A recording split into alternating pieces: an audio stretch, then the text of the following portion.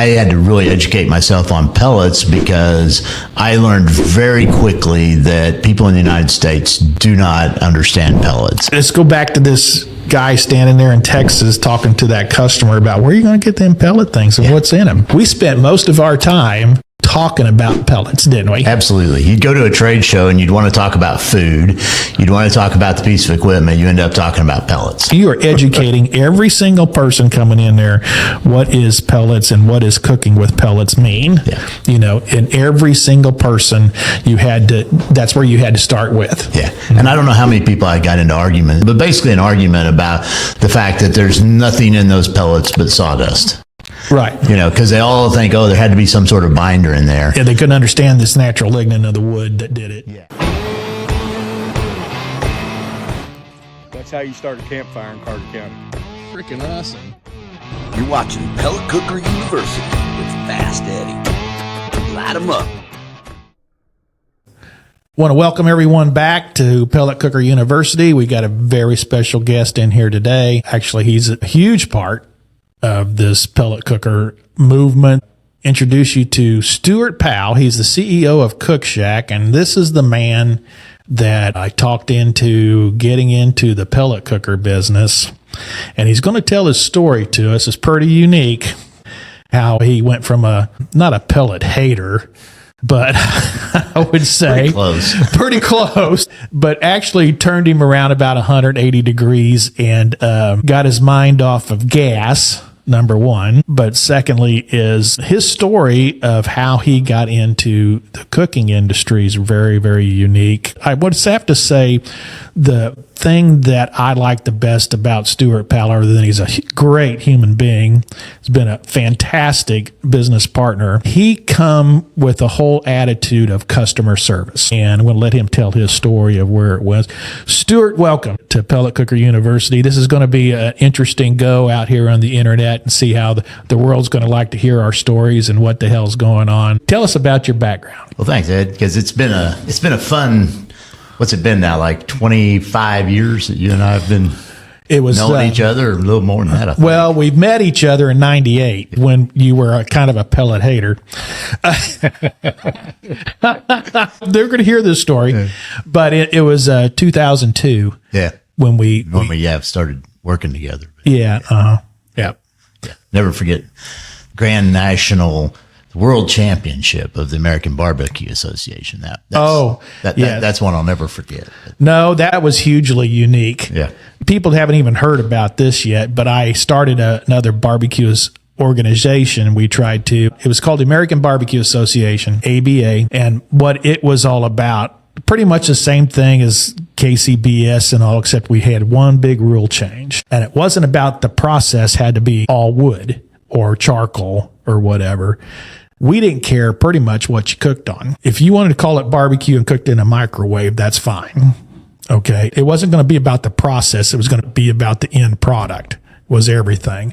And Cookshack really bought into it and brought a lot of credibility to the ABA. We felt like that was the route things ought to go. And Cookshack did too, obviously, because they've been kept out of the barbecue cook-off world forever because it's an electric heat, you know. Go ahead and tell them about how you met me at the ABA. Yeah. So I might just start with, my career started with food and then went completely away. Oh, that's right. That's right. It did. So, growing up, I worked for what is today Aramark. It was ARA Services back then. Started when I was 14 years old washing dishes in the Friends University cafeteria up in Wichita. So it's been a day, but I was in their management training program while I was still in high school, which was unheard of back in those days. Was the assistant manager, quasi-general manager of location in Wichita at Sedgwick County Courthouse. So my claim to fame is that I can feed inmates in a county jail. We also had a cafeteria, but I learned a ton about cooking during that time, and never knowing that, it would have anything to do with my future, because after 3 months of being manager of that location, because the general manager they had was off for 3 months, I realized that was not the career path I wanted. You did get an education, didn't you? It was a really good education. I went back to school to take some engineering classes and said, wow, this is a lot better. Moved to Ponca City, which was an incredible journey to do engineering work. I never worked directly for Conoco, but did a lot of work for Conoco for about 5 years.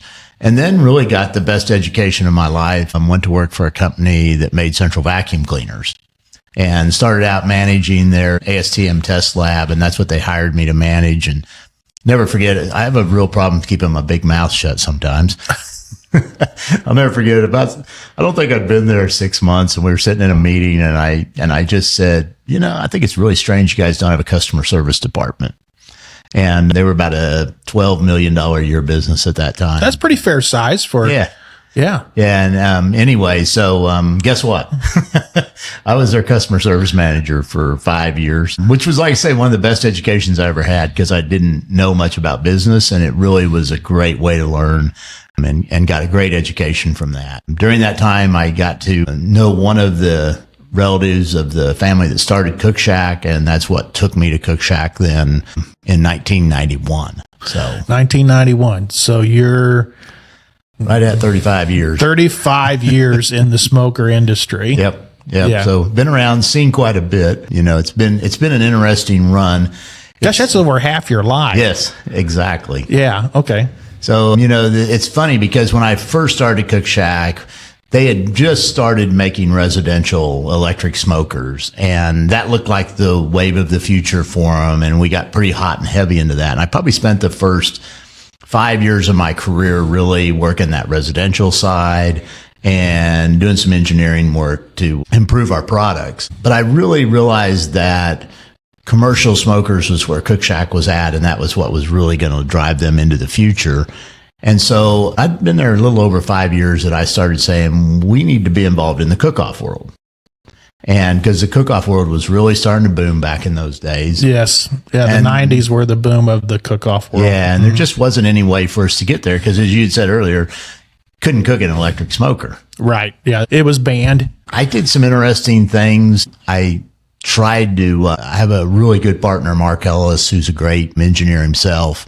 And him and I worked on a gas smoker where you wouldn't dump the gas vapors as you cooked into the cooking chamber, because I always thought that was just a bad choice. Well, your background in engineering was in piping. Absolutely, yeah. So in the oil field industry, the number one terrible thing to have is when you smelt those mercaptans. Absolutely. Yeah. Yeah, I'll never forget when I went to Billings, Montana, the Conoco refinery there the first time. There's a big sign right on the gate. If you smell rotten eggs, get your respirator on. And you only got so time to get it done. Yeah, you got two good breaths. Oh, boy. I didn't like gas from the start. And so anyway, we worked on that. Never really got the thing to work the way we wanted it to. Around that same period of time, I met the people that owned Old Hickory and thought, well, that might be a strategic partnership that I could develop, and actually worked on that for a little bit. And that went way south really early on. So I got out of that. We were really looking at, how do we get into that cook-off world? And you come along with the American Barbecue Association. And it was really fun because I was doing a lot of work in residential product line with BioLab. And you and I had a mutual friend, Nick Nicholas. Nick Nicholas, yes. So you might have to interview him one of these days. Yeah, it would be a good story. Yeah, we might have to do that. Yeah. And he's totally out of barbecue. Oh, yeah. Now, Yeah, but I will never forget one of your rules with the American Barbecue Association was you had to tell you who all was cooking. And Nick and I were in Dallas at a dealer down there setting up their stuff. And I was talking to Nick about the contest and said, you ought to come over and cook with us. We'll sit around and drink all weekend. And so he was like, okay, I'll do that. So I send you a note and said, hey, I'm adding Nick Nicholas to my list. And you come back, you're bringing a ringer in. Yeah, me and Nick had some really big rounds back in the days, when I went to Florida. Of course, he was out of Lakeland, Florida. Right. And he'd won some events down there or did extremely well in them. Yep. And I popped in to steal their glory. And I did. I won 6 contests in a row down there in Florida. And there was some major league money down there to pick up, and it actually, the rival made the local paper in Lakeland wrote up about how after I won over at, I picked up a bunch of money at South Daytona Beach a few weeks before. So there was the big write-up of Fast Eddy coming, and rivalry about the whole thing. And it was at the Detroit baseball stadium, and guess who were they playing that day? It had to be paying the Royals. They were, and the Royals won, and I did too. So that was very interesting. Well, it was really funny from my side because I didn't even know that Nick cooked competition. Oh, you never had a clue. We'd never talked about it, you know. Oh, really? I mean, we'd hung out a lot together, and I don't know why we'd never talked about it. And he never brought it up. Yeah, so that was kind of funny. And then we get down there and we cook the event. I had never cook-off food before. I had Russ Garrett with me smoking okie. Right.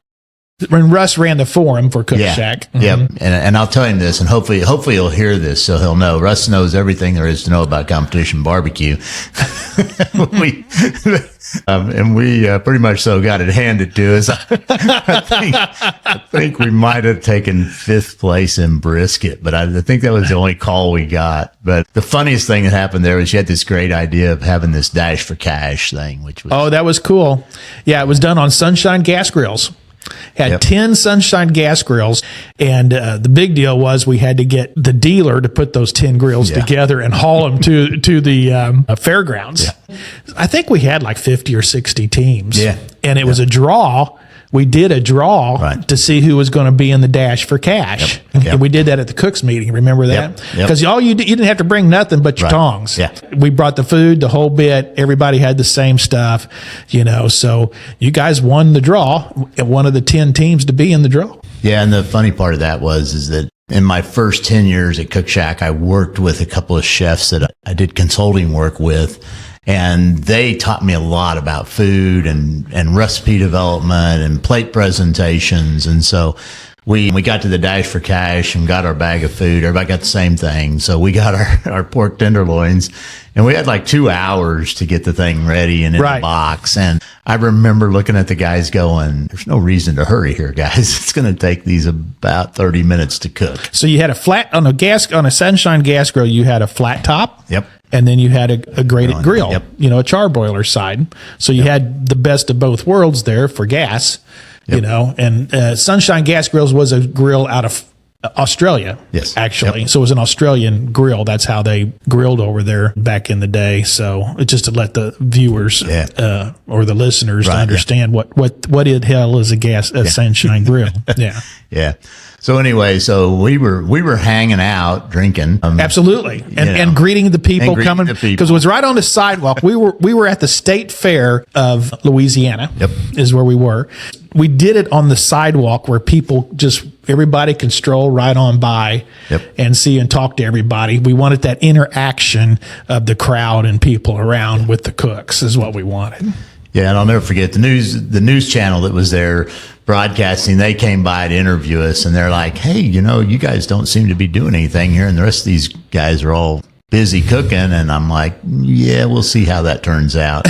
Anyway, so needless to say, everybody else I think turned in hash. Damn near. I think there was 10 teams, and 8 of the teams turned in hash. And they all immediately went to cutting on this pork tenderloin, and it was amazing. Everybody mainly turned it into hash. I thought, holy cow, I can't believe this. Yeah, so we took the little veggies, the peppers and onions and stuff, and we grilled those up, and then I cored the middle of that pork tenderloin out and stuffed it with those, and so made a really nice presentation. Didn't overcook it, so it wasn't dry. And we won the dash to cash. So my claim to fame was I can't win, you know, a barbecue contest on a smoker, but by golly, give me a gas grill. And what did we pay for that? Was it? I don't remember. It was either $1,500 or $2,000. It was a nice. It was a nice. Yeah, it was a substantial amount of money. Yeah, it was good. Believe me, I had no complaints. The electric smoker guy wins the dash for cash on a gas grill is what I mean. How the hell does that happen? Exactly. You know, and all these. Great. I mean, we had a ton of Texas teams. Oh, absolutely. Yeah. You know, you guys want to think best barbecues in Texas? BS. That's not that argument. Yeah. So anyway, that was my first time that I really got to know you at all. I believe. And you're going, this guy's about half frickin' nuts, I'm sure. But it was a really good thing for us because, as you had said, we couldn't get into that cook-off world, and here we were now in the cook-off Well, and world, I kept it, and it kept the gas grill companies out. Absolutely, yeah. I'm going, dudes, if you guys want to get some money into this world here, you're going to have to embrace the whole thing. That was my whole idea. We wanted all the companies to come in there and be involved in it and really grow this sport. We know flavor's going to come out at the top. Why worry about it? Yeah. It made no sense. But wait a second. Let me go back to this. KCBS is a society. Okay. And everything was based around, we're just a group and we're a society. It wasn't really business minded, none whatsoever. I was on the board there for 6 years, from 92 to 98. One of the things I really wanted to try to change was bringing in the professionalism and opening it up to the whole world. If you're going to call it barbecue, then don't worry about the process. Yeah. So then from there, things got really interesting between you and I because you started making a rotisserie smoker and trying to go to the commercial world with it. Right. And so suddenly you showed up at a couple of shows that I was at. I think the big one was the NBBQA show in Houston. Yes. And it was. I think so. And you had one of your units there, and I had a couple of electric units there. And to be honest with you, I knew nothing about pellets. But I had a guy that was going back and forth between our booths, talking to you about your cookers, talking to me about mine. My way to sell is not to talk about my competitors. So I was always just trying to push, here's why you ought to buy an electric cooker. Here's the advantages, knowing virtually nothing about pellets. So this guy kept saying to me, well, what are you better than them? And so I finally, I'm thinking, okay, well, I don't know, and so I finally go, well, where are you going to get those pellets at? And what are those pellets made out of? He started putting questions in this guy's mind, And so anyway, I don't even remember if the guy bought a smoker, to be honest with you. But but I just remember the guy running back and forth and me going, I really don't know, Well, that's it. So. When you start talking a little further down this story, I want our people that are listening, remember what he's talked about right there, okay? Because this gets a whole lot better pretty quick. I just ended my relationship with the Old Hickory people about this time. Obviously we didn't have any discussions there about that, but I'll never forget the day that Nick calls me, I think it was early 2002, and said, hey, do you know Eddy? And I was like, yeah, I know Eddy. And, don't know him well, but I know of Eddy. And he goes, well, he's really looking for somebody to help him with some manufacturing. I was like, okay, that sounds interesting. And so that's how you and I started talking about, manufacturing. And originally it was just, okay, let's manufacture units for you. So we started to do that. Yeah. I actually brought down one of my pits, and me and my wife, I had took my wife with us. And I said, before we walked in the door there, went over the old place on the other side of the airport, I looked at her and I go, I want you to remember something. We walk in here. I wear every hat in this place because I'm doing everything, myself and with it, and I'm job shopping things out around town, and it was growing, and it was getting to be quite the cluster. So we go in and meet you and drop a unit off to you. Yep. And it was funny because at the time I thought, if we make a couple a week would be a big deal. I'm thinking you're not going to sell hardly any.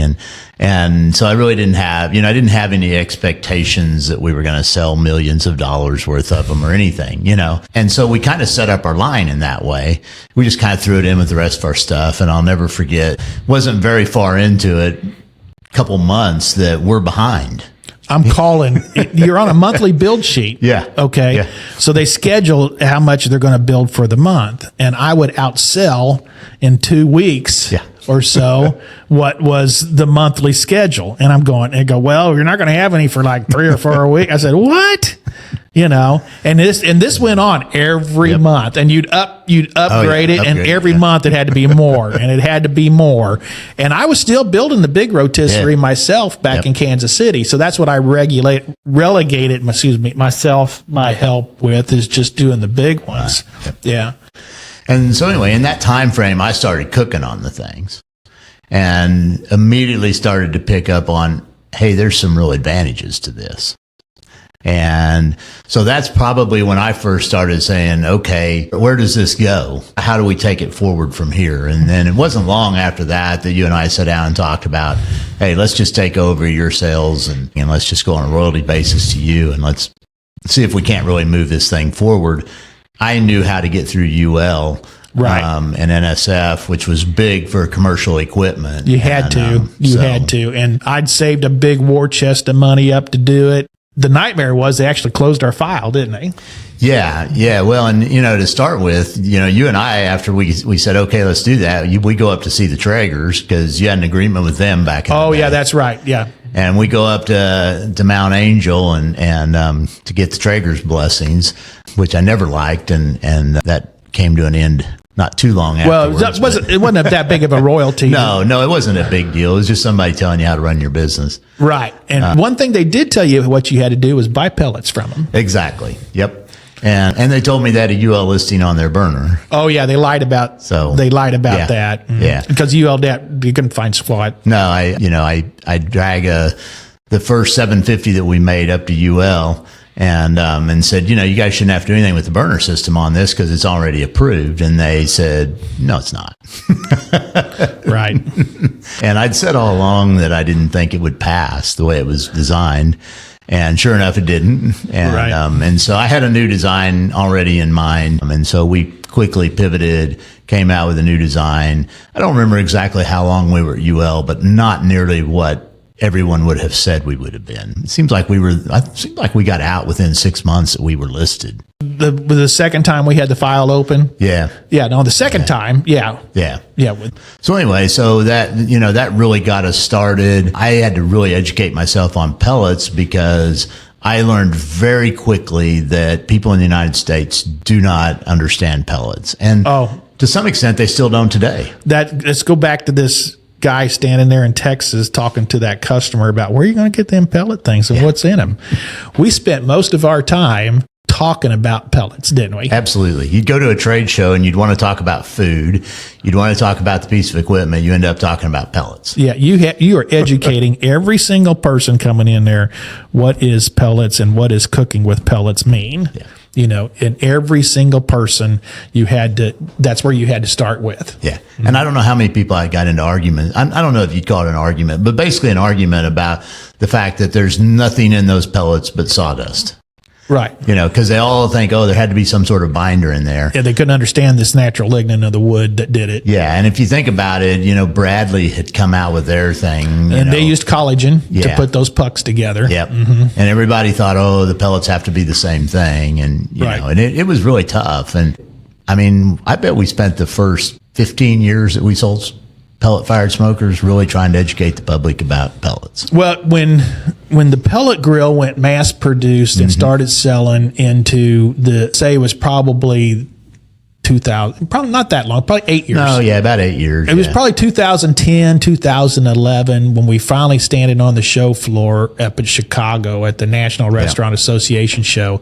And people would walk in the booth, that's them pellet things those pellet grills use, ain't it? And we finally was like, holy shit, we're not sitting here just talking about pellets anymore. We'd done this for so many years and it was, wow, we're really running into people that know what this is. Yeah. And some of them even got grills at home now. Now it's like, wait a second. That's the holy grail of a customer. He already knows, and he likes his grill at home, Yeah.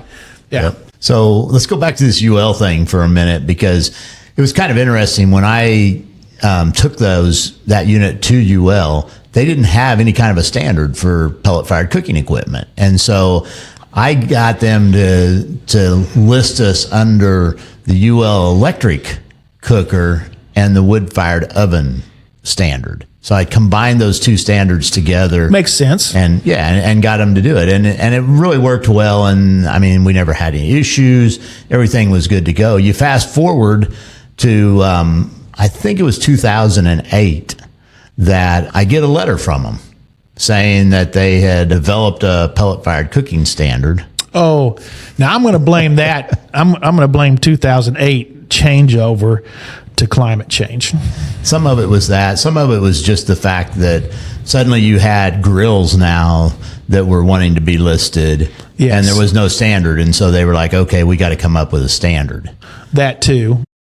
The really weird thing about that is that UL, typically when they write a new standard, they go to the industry and say, hey, what do you guys want in this standard? You know, what are the things that we should be looking at? Yeah, let's have a committee and talk it over. And they didn't do any of that.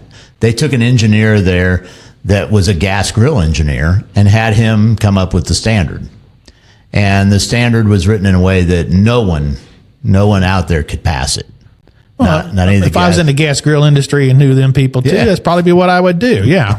Exactly. You know. So I looked over the standard. I'm the only person that they had any piece of equipment listed with. And I called them and said, this standard doesn't work. And they said, oh yeah, it's been through review, blah, blah, blah. And I said, well, let me talk to the engineer. They would never, ever let me talk to the engineer that wrote the standard. No kidding. No kidding. Wow. I didn't even know that. Yeah, and I argued with them radically about that. I'm like, look, we're the only people you have listed. Why would you not include us in the review? Why would you not allow us to talk to you? And it ended up, I mean, they went so far as to my listing. I mean, we had to change listing companies, went to ETL at that time. Yeah, we walked away from them. Yeah, yeah. And ETL looked at that standard and said, yeah, this standard doesn't work.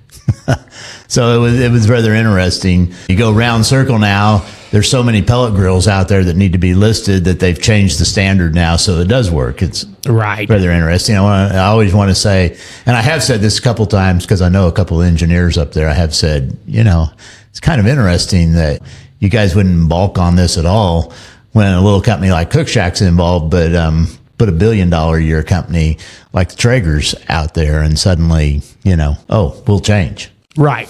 Yeah. And, $1.5 billion or plus that the industry is all of a sudden, Yeah, we'll move on. So anyway, so that was an interesting time for sure. Add a little stress to my life. Maybe all this hair.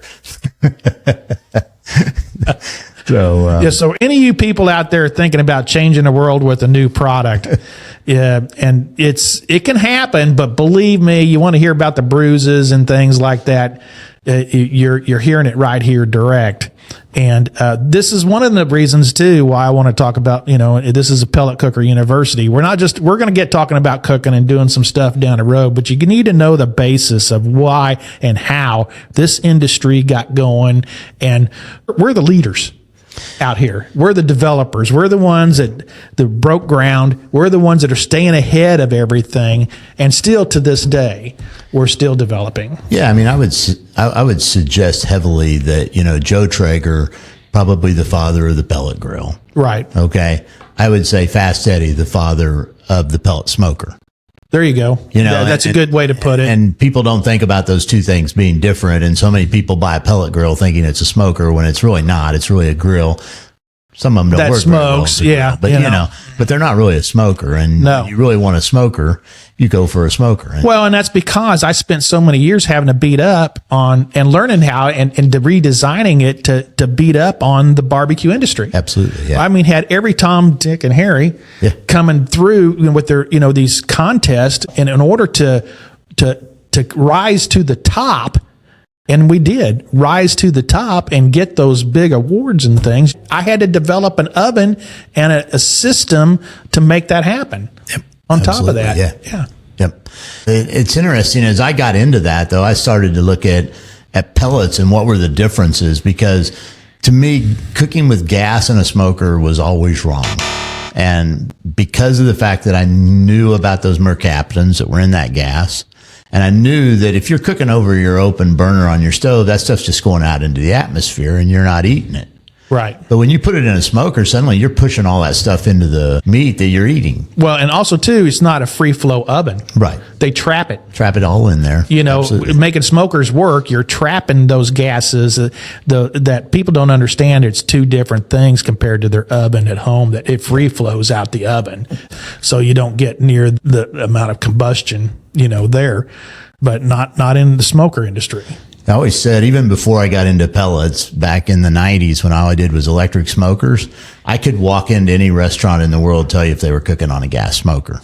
And I still can to to this day because you get that taste of that gas in there, and it's very prominent, and you can certainly taste it. Well, being we're on the science about gas and all this and that. Also, what many of these people don't understand is they're throwing money down the drain and in the trash. Oh, absolutely. And that was one of the first things I did after we got together and we started making commercial smokers is because I'm big on yields. Well, yeah, yield is everything. How much money can I make cooking a brisket? Okay, well, if I'm throwing away an additional 10, 15% of it, I'm not making much money. No, and it's look what you're putting in the trash. Yeah. Or you're dumping down the drain yep. is what you're doing. So what happens is when you burn gas also, you make a hydrocarbon, okay? And the hydrocarbon comes out of the oxygen side of the atmosphere is what it does. And so when that blue flame turns on, it takes more moisture to overcome. Proteins are what?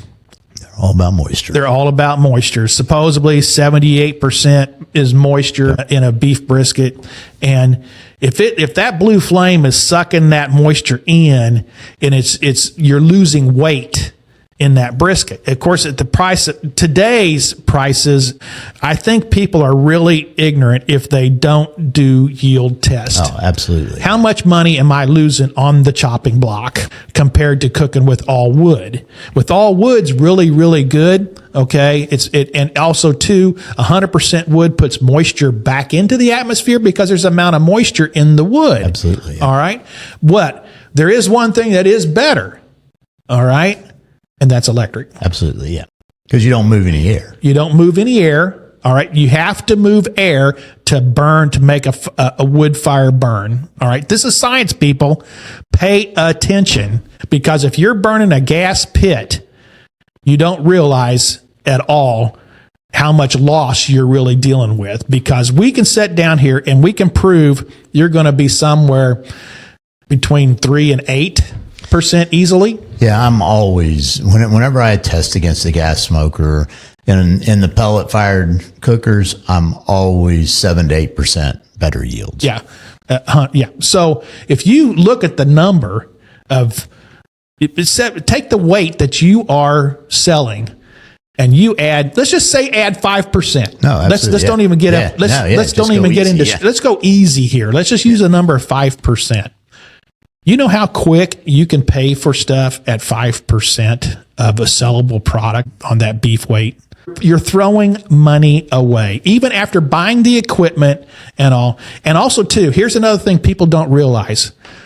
The price of pellets to operate on, it is probably the lowest price in fuel in the world that has not changed over the years very, very much. Okay, gas shot through the roof. Oh, yeah. Electric prices have shot through the roof. Pellets have stayed very, very, very, very stable in the marketplace. And you want to talk about something else that's gone up and is becoming harder and harder to get every day are logs. Oh, my God. If you're cooking on a gas assist unit or you're cooking on a straight log burner, tying yourself to a guy that is out cutting wood is a nightmare. People in Texas and around that Austin area and Central Texas and all that, just Texas in general, there's gotten to be quite a few purveyors down there, know what those folks want. You know, they got to set that wood out for a year to 2. They want it air dried, field dried after it's been cut and split and all. You go away from there. Where are you going to find that? Why is that tastes so much different than any place else? Well, there's a real reason. It's the fuel is the real reason. I mean, we got an episode coming out. I think this one's playing after that. We've already shot it. But, I mean, I've been in that pellet industry since 1990, and we talk about 3 years ago, I learned a big, big deal on pellets that, of course, the vast majority of it's all done from waste wood, and it's all been kiln dried. It's all taken down to anywhere between 2 to 3 per 4 or 5% moisture content. And if you can press a wet pellet, okay, of course, that's what the company Grilling Pellets, who sponsors this podcast, okay, we're pressing at 16 to 18% moisture content, as wet as we possibly can. And you're trapping those phenols, and we're pressing at the weight, at the moisture rate that most of those Texas people want those sticks of wood to be at when they get ready to pick up or throw them in those pits. Yep. And you can go to the Grilling Pellets website, and their testing lab results are on the website, and you will see it's at a 6.4% moisture content finish right there. And also too, shows the ash content at 6.4% with that much moisture in is lower than the moisture content showed from the lab as totally dry, which is amazing because the wood burns a little bit better. It's amazing how little ash grilling pellets produce compared to all other pellets on the marketplace. And if you got a pellet grill at home and you got pots full of ash and stuff, it's because you're getting junk for wood. And that's why you want everybody, people rate their pellets by how much they paid for them. Yeah. Okay. It is a better pellet's a $5 bag for 40 pounds or whatever, really? Don't you even have a clue? I mean, you're getting the waste wood. Definitely everything's waste. Don't get me wrong to a certain extent. And, but which is good. Yeah. I mean, it's being used, but you're not getting the premium handled what it should be for what you want in barbecue. Yeah. You're getting kiln dried wood. It's coming out of some sort of flooring plant, axe handle plant, cabinet shop. Some places grinding up a bunch of wood and it's all kiln dried. And it all tastes the same. Once you've dried it all down that much, I got apple, or first we know that's kind of maybe you got a small percentage of apple, but we know that it's a lot of it's a sales job on what's on the bag. Absolutely. Yep. Yeah. So I'll get off our pellet rant here. Well, and I'll go to the next thing that really got me about pellets initially. So when I worked for ARA Services in Wichita in the wonderful Sedgwick County Courthouse, they had a quote unquote chef. I'm really not sure he was ever truly a chef, but they had a guy that worked for him that was in charge of all the food service. And so for my junior and senior year in high school, my junior year I was the cook's help, and my senior year I was the dinner cook there. And moved way up. I moved way up. You were making bologna sandwiches to something on a plate. Okay. And I'll never forget him. And it was a great lesson for me, just in business in general, is that he always said, Stuart, it doesn't matter how bad the food is as long as it's the same every day. Now, I don't totally agree with that idea because I don't really want bad food. But what you do want in a restaurant or even at home, anywhere, you want the same flavor every day. And what I learned about pellets early on was that's what you got. Yeah. That I could give you the exact same flavor every day with a pellet. As long as you're using the same pellet, cooking at the same temperature, you're going to have the exact same flavor. And no barbecue place in the world that's cooking on wood can say that, because every day is a little different. The wood's set out there longer. It's dried more. It was a shorter stick today than the one I used yesterday. It was bigger around. It weighed more. I mean, there's so many variables in that wood that who knows? And, I always say to the guy that cuts our wood, because we sell a ton of wood chunks at Cookshack. Yeah. And, I've got a great guy that's delivered me wood for 20 some years, probably getting close to 30 years, actually. I beat him up all the time, because he'll bring me something, I'll look at it, and I go, Ray, that's not hickory wood. And, his normal comment to me is, well, it's in the hickory family. Right. And those guys look at families. Is what they do. Yeah. Yeah. And so that's what you're getting at your restaurant. If you're cooking on logs, you're getting whatever that guy's got. We'll also talk about when you put it in a box or you put it in a bag or it's going to sit in a retail store. Yep. It's got to be real low moisture, doesn't it? Absolutely, yeah. Otherwise, it's going to do what? It's going to mold. Yeah, you're going to get mold. Yep. And that's why, you guys, I'm going to get me an offset, but I'm going to buy these cut logs over here. I get in this box from this company. And it's like, how come my barbecue don't taste like those places that are using them offsets? I'm using wood, Yep. Well, I'm going to get a local guy. Get me logs from. And you do, but then again, I can't get no heat out of this. I could get heat out of that other stuff. The game changes. No, it just changes every day, and you know, and maybe not every day, but every week. However often you get wood, however long that wood's set around, the game's changing. And you know, in today's society, there's very few pit masters today that want to be tied to that smoker. You go back to the early days of barbecue in Kansas City, right here, where we're at, and it was some guy that was his life. Yes, that's all he did was cook. Yeah. And, you know, he didn't do anything else. He was tied to that pit 24 hours a day, 7 days a week. Yes. Or maybe he took Sundays off back then, or Mondays. You know, today you're not going to find that, and you're sure not going to find it if you're out in the chain world. If you want to duplicate your restaurant, you're not going to find somebody that wants to do that. No, it needs to be automated. You know, and so that's what's happened. You know, it's gotten automated. But unless you go with stuff that the automation is consistent and the same every time, your food's going to be different. Well, another thing too, it has to do with culture. Kansas City is one of the few places in the world that you can still find some brick pits because codes have overlooked because of the culture in Kansas City. But you go into New York City, you go into Chicago, you go into Atlanta, you go into these, especially the bigger cities and things like that. You don't see brick pits. No. You don't even see offsets. Right. Okay. And the reason being, they got to have them letters on them called UL, ETL, NSF, all that stuff. And you can't get that in a homemade product very well. Nope. Very hard to do. Very, very hard to do. I mean, some of them, there has been, I'm not going to knock it because I made a lot of money with my dad back in the day.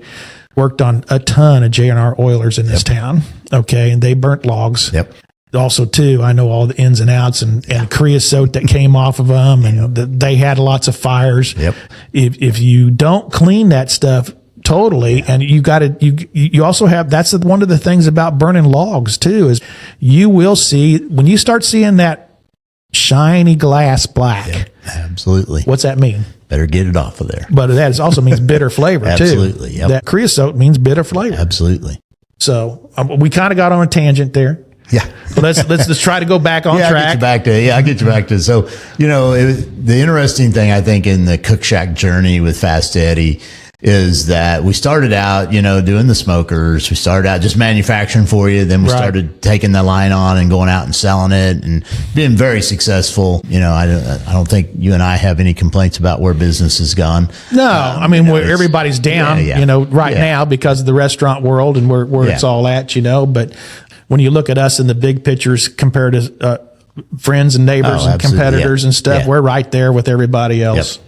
One of the things that I love about Eddy is that Eddy always has ideas. So I used to have a sales manager named John Shiflett, and Eddy knows really well. Yes, I do. John and I used to go round and round in circles. I used to have a file before I ever met Eddy that was John's ideas, because I believe that every idea has its day, you know? Right, And maybe today's not the day. And so John would always bring me ideas. Hey, how about this? How about this? And I just had a file and put them in. I'd say, when I got to it.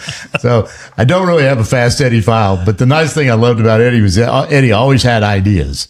And so we were always looking at what's next, you know, and what else could we be doing? And so, I don't know, it was about 4 years in, maybe 3.5 years into our relationship that we started working on a grill. Came up with a very unique, patentable grill that, you know, cooks like an offset. Right. Matter of fact, Stuart did the major testing on it. I had it in Kansas City for just a very short period. I had to get it the hell out of here before somebody's seen it. And also it needed to be run, you know, a lot. And you ran it at your house for a solid year. Oh, yeah. Yeah. I never cleaned it. Oh, yeah. And that was if I could catch it on fire. Yeah. That was a big deal, is do like your customers are going to do, because we get that every day in our commercial world. Yeah. I mean, the biggest thing that you got to overcome is maintenance, because they don't do any. Okay, we learned that. That's why our stuff is designed differently, is because we have the most abusive customers in the world. Absolutely. On equipment. Absolutely. You know, and that's why when we went to the grill world with a complete different attitude, a different thought, a different process, is how can we get away from all these issues when they're never going to clean nothing, they're not going to do squat, but we wanted to cook, and the offset airflow just made total sense, because that's what we do in our big pits. Absolutely, yeah. You know, and you talk about abuse, my God. Yeah. We've got the most abusive cookers at home than anybody does. Yep. And then on top of that, we allowed you to cook direct over the fire. Oh, yeah. Yeah, the first and only one and still the only one today that allows you to cook over the fire without making some sort of modification to your grill. Or slide something move open something, or whatever. I mean, the big deal, too, is we're the only ones that have a warming drawer under the drip pan. Absolutely, yeah. Because it's cooking top down. Absolutely. But that warming drawer is so cool. Oh, yeah. You know, look at these people that are buying these little heating cabinets for doing long-term holding on their briskets. The other day, I was cooking for my buddies down in Wichita, and I turned his pellet cooker down. Actually, we stuck a thermometer in the drawer. Sure, yeah. Okay, a remote one. I put the brisket in there. We're going to eat it in 8 hours later. What are you doing? I said, we're holding the brisket. Yeah. In the grill? I said, yeah, why not? It's a holding drawer. Yep. You know, all we got to do is turn the thing down and we're going to be at the temperature, you know.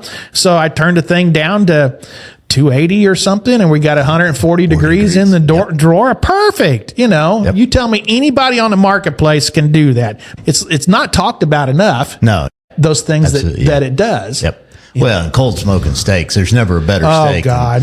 Throw a steak down that warming drawer and let it just suck up some smoke for about 30 minutes and then... Or an hour. Sear it or an hour and then sear it off, you know. And turn the damn thing up to 500 degrees on and get it over there, and you're about 600 or 700 on the fire, you know, and you know, done. Yeah.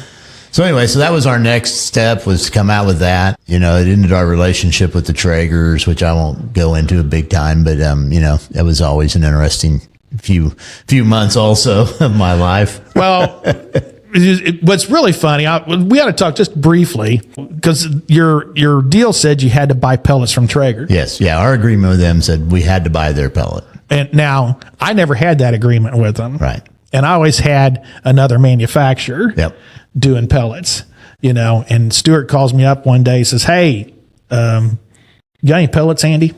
I said, what's up? He goes, well, Traeger just sent me this deal across the fax machine, and they ended my agreement with them. I'm waiting on 3 trailer loads of pellets, and they wouldn't send them to me. I said, what? The agreement said what Cookshack had to pay for pellets. It didn't say who they could sell pellets to. Yeah. So then Traeger dealers found out they could buy pellets cheaper from you than they could from their distributors. And that's why now this was after the Joe Traeger days. This is after they were already involved with somebody else. Yeah. So anyway, so that ended that relationship. But, the whole time I kept saying cooking direct over that fire is such a great idea. And I am always thinking about the restaurant world. And so shortly thereafter, we came out with what we call the char broiler, you know, restaurant grade equipment, big, thick, heavy grates so that you cook evenly. You can't crash that thing. I mean, when I moved to Ponca City in 1980 to do engineering work for Conoco, not that Wichita is a huge city, but it's a lot bigger city than Ponca City. Ponca City had 24,000 people there. Wichita had, 250,000, I think. So I knew no one there. So I moved down there. I'm bored. And so what do? I go flip steaks at night because I had to have something to do. I couldn't just sit in an apartment. So I worked at Sirloin Stockade. You worked for at night. John Shiflett's relatives. Shiflett's relatives, yeah. Yeah. And so I flipped steaks down there. And nothing would drive me crazier than a bus pulling up to the steakhouse, because a bus would pull up and you knew good and well what was going to happen. You're going to have 30 people or 45 people walk in there, and all those Sirloin Stockades had a little bitty 6-foot grill. Okay. Right. Which was not enough space to put 30 steaks on. Right. Okay. And if you put 15 steak on there, you're going to crash that grill and you're not going to cook the next 15. No recovery. Yeah. There's the recovery on the grates just not there. Yeah, not there. So when we started designing our char broiler, I just remembered those days and I said, okay, I got to be consistent and I've got to be able to recover, and I can't allow. And I don't want a bunch of temperature changes in different locations on the damn grates. Mm-hmm. Yep. As a matter of fact, I made it so consistent that I sent it to a couple of chef buddies that I have and said, here, cook on this and let me know what you think. And they all said it's too even. Yeah. Yeah. That's when you had to adjust. We had to make a little adjustment on it. Little adjustment, get you a little colder towards the front, hotter towards the back. So Yeah. you can finish some steaks off. But so anyway, so we came out with that and I love that piece of equipment to this day, still cook on it all the time and still sell those. But we were sitting in a brainstorming session with a guy that named Doug Hall that runs Eureka Ranch, Right. and thinking about other things that we could be doing. And the idea of a pizza oven came up. We kind of shelved it initially because I don't think we understood it well enough. Right. And then we started down the path, and we had some really specific things that we wanted to do with that because. First thing I did was I went out and looked at all the wood-fired pizza ovens out there. Yeah. And I started realizing, you know how much labor they spend spinning pizzas around? Oh my God. It's crazy. It's crazy. Yeah. I walked into a pizza None of joint them cook even, period. Oh, Okay. no. I mean, that's out the window. Yeah. I walk into a pizza joint in Wichita, Kansas. It's a brew pub. Okay. They're brewing their own beer there. And I walk in and they've got one of these Italian pizza ovens that has a rotisserie in it. So it's on a carousel, putting the pizzas on a carousel. Okay. And they still had a guy standing there with a paddle in his hand, turning those pizzas on that carousel because they still didn't cook them even. Still cooking very even. Yeah. And so one of my first things I said to our engineering team was, it has to cook even. You can't be turning the pie. And it took us way too long to get to market. Oh my God. It's you think you have it, and then it's not. But that was the last pellet fired product we came out with, was a pizza oven. And I still to this day believe it's the best product we ever made. it's an industry changer. I'm going to tell you what though. And we knew this going in. Okay. We thought changing the barbecue world was hard with pellets. Go to some place as old as the pizza industry. Absolutely. And try to get them to understand that you got the better mousetrap and you're burning pellets. I mean, it's freaking crazy. Yeah. In it. You know, what's funny is because this is kind of how it started out in the barbecue world too. Yes. Is the fringe people pick it up. Yes. You know, so who in the pizza world loves our pizza oven? The food truck guy. Oh, yeah. Because it's perfect for his industry. Oh, my God. Yeah. So just a little secret coming out. Eddy doesn't even know about this. We will be coming out with a bigger deck oven. Oh, no, I think you know about that. Yeah. Yeah. Yeah. It's going to be very interesting when we get that deck oven done. And we'll make people happy so they can go spin pies and move them around and, you know, kind of sort, not a lot, you know, but it'll be just like your typical deck of Blodgett deck ovens you see and every, but you know what? It's going to change because you're going to have real wood heat. Yeah. You'll be cooking with wood. You're going to add that moisture to that dough. You're going to add that It's going to get that richer flavor to it. Yeah. 100%. It's going to be a game changer in my opinion. You know, and here's, I'm going to tell a story on a customer. Okay. I listened to this guy. I was on his Instagram page and he showed up and he did a radio interview, and it was quite a lengthy radio show that he did. And he came over and looked at my food truck, and he had a barbecue guy. He was a barbecue trailer guy. He brought this little girl, was managing for him, and she spun some pies and things, and he was looking at a little donut shop that he was going to be able to get his hands on. Had a little 6-foot hood in it, and he was going to use it for a commissary for his food trailer, is what he was going to do. And so he was kind of pretty successful, and so he thought maybe we could sell a few pies while they're out there prepping, you know, barbecue. Once he got started, it became a pizza place like that. Okay. And within 8 months, there was a TV station in St. Louis was doing their top 10. And I don't even think they knew they came in. Yeah. They rated him number 4. Yeah. Is what they did. Yeah. Barbecue place turned pizza. Yeah. It rated him number 4. So I'm watching this radio deal. And now he never mentions he's wood-fired pizza. Never even mentions it. So of course, when you got a successful customer, we're trying to build a business is what we're trying to, and have customers go and meet successful customers, Well, he didn't like that. And I thought, what the world is going on with this guy? I mean, the dude's clear crossed over in Illinois and all, and he got real offish about having anybody coming in there talking to him. And it's kind of, what's going on, man? He goes, dude, this is my big secret of how my pizza's better than anybody else's.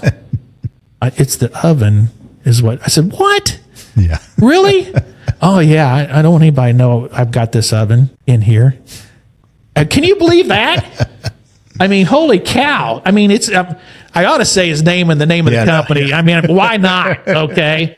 It's Woodson Stonefire Pizza in St. Charles, Missouri. It's right off I-70. He's got damn near right off an exit ramp there. Go to Woodson Stonefire Pizza. Go in there and say, Fast Eddy said, I want to come here and I want some of your wood-fired pizza. You don't tell me it's just stone-fired. I want the wood-fired pizza you guys make. Ask him, say, I don't want the stone-fired pizza. I want the wood-fired pizza you got, okay?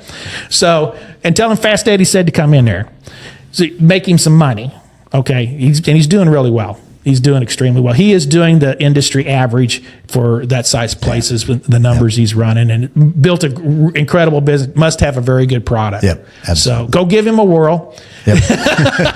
Absolutely. No, and I tell you what, we have some great customers, I mean, you look out along our customer list, and I mean, there are some unbelievable customers we have. You start talking about guys like that. One of my favorite barbecue places in the world to go eat at is Butcher's Barbecue down in Wellston, Oklahoma. Right. And Levi down there does just an incredible job. His dad, David, is a world champion cook that's cooked on our products for a long, long time. And been great customers. But, I always love to show up down there and see what's going on, because Levi's always got something going on, because that business started out with one 750-pound smoker and a container. Yeah. And, today he's got full-blown seating. He's got beer. He's got bands playing. He's got 4 750s. I think his kitchen's 4 containers now, I think. And, Levi's got it going on down there. Now, wait a second. He's in this huge metropolitan area. Yeah. Okay. 1,400 people. Yep. All right. 1,400 people in Wellston, Oklahoma, right on Route 66. Okay. And the guy's got to have that kind of cooking capacity. He's an hour from Tulsa, and he's 45 minutes outside of Oak City. Yep. Okay. You want to tell me you can build a barbecue business? That guy did. Yeah. Yeah. Yep. Absolutely. And just like a lot of those guys in Texas talk about people lining up, that's how Butcher's Barbecue stand is. You better get there early if you want burned ends. And he cooks on these things called mini sticks. Yeah. Okay. Oh, I'm sorry. I mean, pellets is 100% wood fired mini sticks. Yeah. Yep. Yeah. Yep. So there's a lot of good, number of customers we have is incredible, and they're all great people. And I mean, there's nothing better than to go into a customer's place and eat great food. Right. Yeah. Because I go into so many commercial barbecue places and walk out going, that really wasn't that good. Right. I can do a lot better at my house. Yeah. So. As a matter of fact, I should give kudos to my wife while I'm here, because, Robbie has went to a ton of barbecue places with me and listened to me say to the waitress, what kind of smoker do you cook on? Yeah. Yeah. So, someday she'll be sainted for having put up with me. That's the same way with your lovely bride, Kathy. Will have that same sainthood going on there. Oh, yeah. Yeah. There's no doubt about it. So we're up to 2,000, or where were we at now? Well, we got to the pizza oven. Yeah, pizza oven. That's really the latest and greatest thing that we've got going on. Yeah. Well, we've also been doing some remodels. Yep. Of some equipment. Yep. We're also doing some electronic upgrade. The IQ6 is coming out. Yeah, the IQ6 is, by the time this plays, it'll be out. And the IQ6 is the latest technology for commercial cooking, especially in the smoker world. It just isn't heard of. Obviously, everybody's used to having Wi-Fi on their little grill at their house where it really doesn't matter. I mean, it's nice. It's convenient. Okay. But you put that into the commercial world and it's a game changer once again.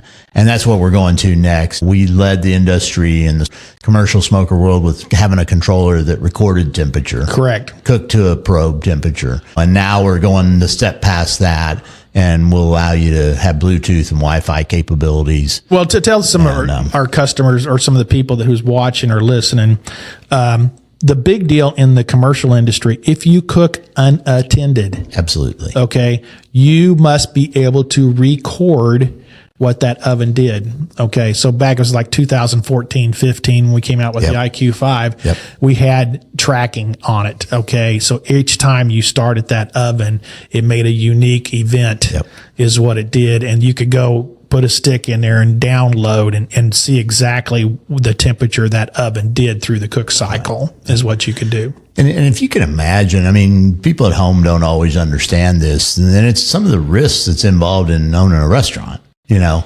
but if you have a smoker that holds 750 pounds of meat, you throw 750 pounds of brisket in there, you know, let's start talking about what brisket costs today. Oh boy, you just dropped $2,500. Yeah.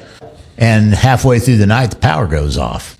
If you don't have an alarm or something to tell you that, you walk in the next morning and you're dumping $2,500 worth of meat in the dumpster. Well, and there's, you know, there's some famous places I'm not going to say, but I know some famous restaurants or a famous restaurant that has a gas pit and they load it, but it doesn't fire until about 4 hours after they leave. Yeah. Yeah. That's a big no-no. Absolutely. I mean, you know, they got it on auto turn on. Deal is what they have, you know, to fire it off. And I mean, that's a big no-no. Absolutely. Yeah. But anyway, so I mean, the IQ6 controller will give you an alarm if that power goes off. If you run out of pellets, it's going to give you an alarm. It's going to just give that restaurateur that much more, you know, ability to sleep at night, not worried about what's going on in the restaurant. Correct. So, you know, and that will be huge. To be able to share that with other employees, you can, you know, to have it where that's up in the cloud now so that your health inspector walks in, they want to see it. Boom, here it is. Here's my last 500 cooks. You know? So it's going to be huge. We're looking really forward to it. I think it's going to be, you know, the next unique thing that Cookshack has done in the industry. So the biggest thing I believe still though is, and if they'll listen to us, is the loss of weight. Absolutely. I mean, it's my gosh, I can't believe how much people are throwing away. Yep. And quality of the product. I promise you that you can get you any kind or better quality than ever.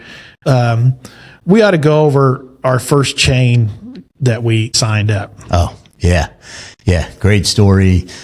Amazing when you change someone's life, because Whit's Barbecue, Nashville, Tennessee, when we met them, I think they had 30 stores there. Might not have been quite that, but at least or somewhere around there. Yeah. Very, very close to that. And they had a commissary they were feeding all those out of. Never forget, Eddy had a toter he'd made out of a 18-wheeler when it had a 40-foot kitchen on the back of it with a 750 on it. And we go pulling up in their parking lot with that to cook them food. It was a unique day. But you walk in and these guys have got these old wood pits and they're taking big pallets of wood, throwing them in a chimney and burning them down and then shoveling them out. Yeah, they were cooking outside slats off of hickory logs. Okay, you know, the outer cuts like they would normally go to a charcoal plant that are used, you know, for making charcoal out of.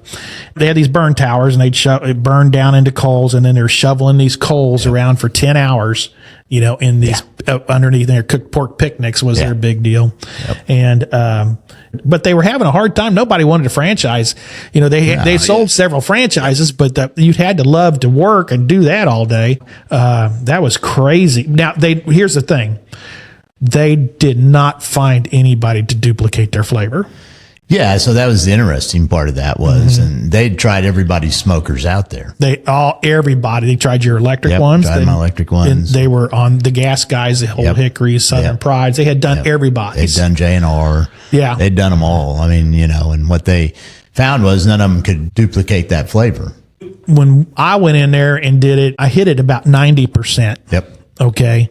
And it was an interesting deal. And it's like, I think it's a little too smoky. Well, dude, turn the temp up. I can burn it cleaner, or I can block off one of those burn pots and we can run it on 2 instead of 3. And so we'll make more flame out of it. I said, I can make an adjustments for you, Oh, you really can? Well, yeah. And they could not believe we could do what they've been looking for. Yep.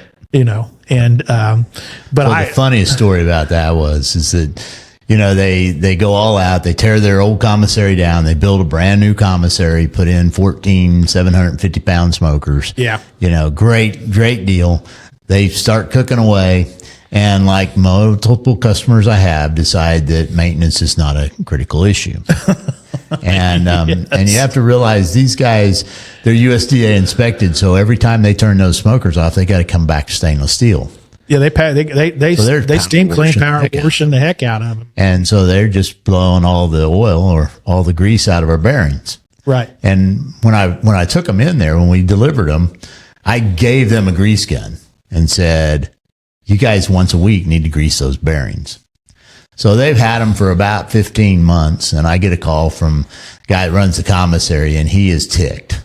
And I'm like, well, what's going on? He goes, we're losing bearings like they're going out of style. And I'm like, I don't understand. We don't have problems with bearings. And suddenly the light goes off in my head. Oh, I know what's going on. I said, Tony, how often are you greasing those bearings?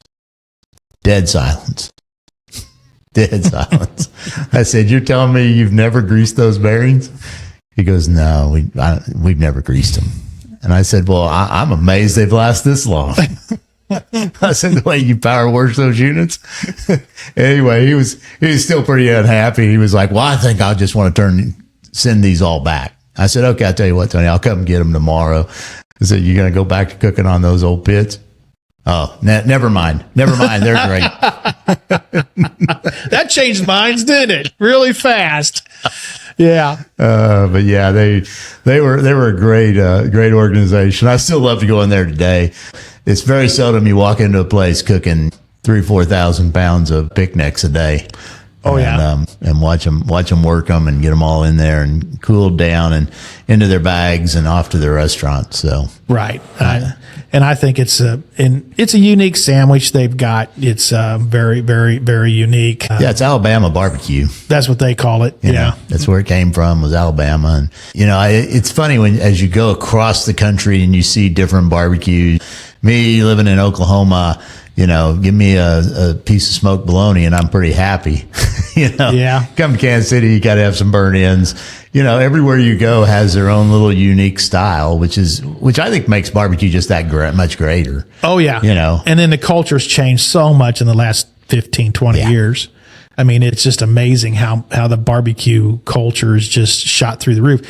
But sadly, it's more expensive to go to a barbecue place than go to a nice high-end steakhouse anymore. Yeah, I mean, it's rather interesting when you look at that world, because the barbecue cuts were always stuff that was getting thrown away. Yeah. Well, they were the cheap junk pieces of meat. Yeah. Somebody cooked them with love and made them into something great. And now it's become an expensive cut, because not just because of the barbecue places, because of the sandwich places. Yes, people don't realize this. Yeah. They really don't have a clue why it is. Well, we know there's a shortage of beef out there, so that's raised the total price. But the cuts that are most wanted, let's take the brisket for brisket jumped in price radically the day that Arby's decided to do a brisket sandwich. Yeah, because they're the number one buyer then. Yeah. To follow up on that, you've got 3 or 4 other Subways doing a brisket sandwich now. And, they may not be killing it numbers wise, but it's a huge amount of the brisket that's being produced. Unlike pork, cattle takes a lot longer to raise out. I'll never ever forget the very first National Barbecue Association show I went to, and John Shiflett and I are sitting there listening to their keynote speaker tell us why there would never be a chain barbecue place.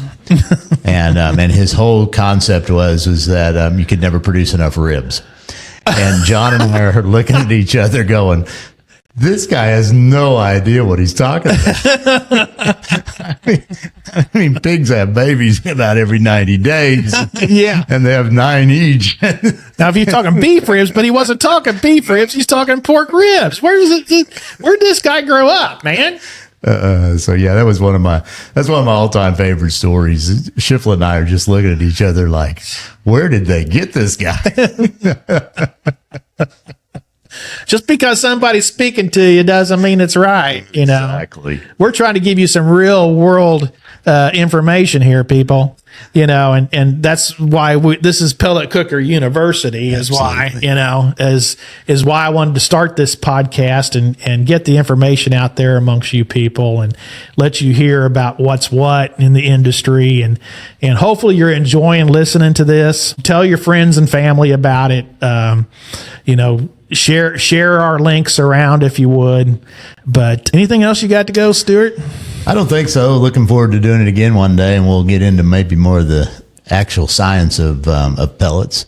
Yeah, and you know, really get into some of that. But yeah, I mean, I think this is a great podcast. I love the idea of just telling barbecue stories and what's gone on in the industry, and man, how pellets have changed in industry. Yeah, we're not talking necessarily about cook-offs or something like that. I mean, we're talking industry here and where and whys and what's and the science behind it, and hope it makes you understand at home what to do.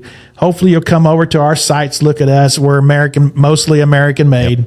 Yep. You know, we try to be, we do have a product that we went overseas on to try to get something that little lower price point, you know, for the backyard user, but still the same quality. Absolutely. You know, that you can get here in the United, that PG 1000i, you know, it's an unbelievably great product.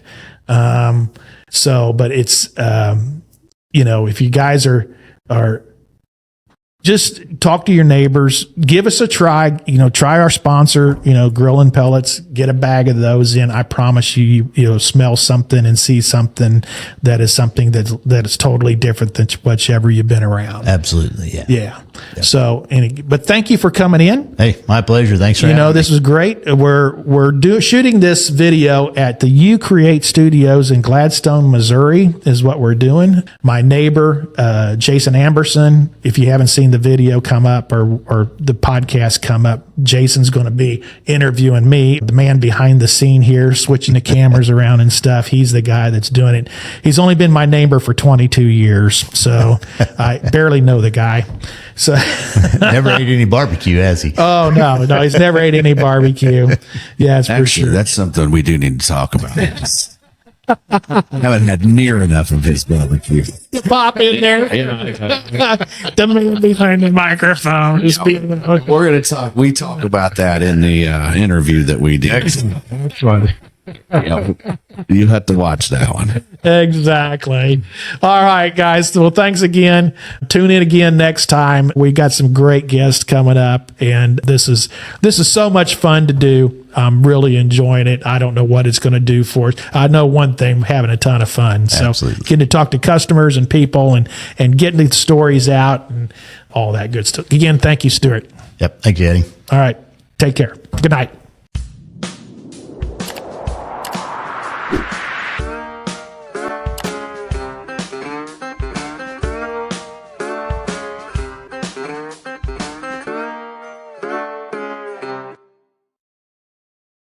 You've been listening to Pellet Cooker University. Thanks for joining me here at Pellet Cooker University. I'm Fast Eddy. If you liked today's episode, don't forget to like, subscribe, drop a comment. It helps us feed the fire, grow the channel, and keep the smoke rolling. And if you're serious about cooking, check out Cookshack.com, the leader in high-quality commercial pellet cookers and grills. See you next time.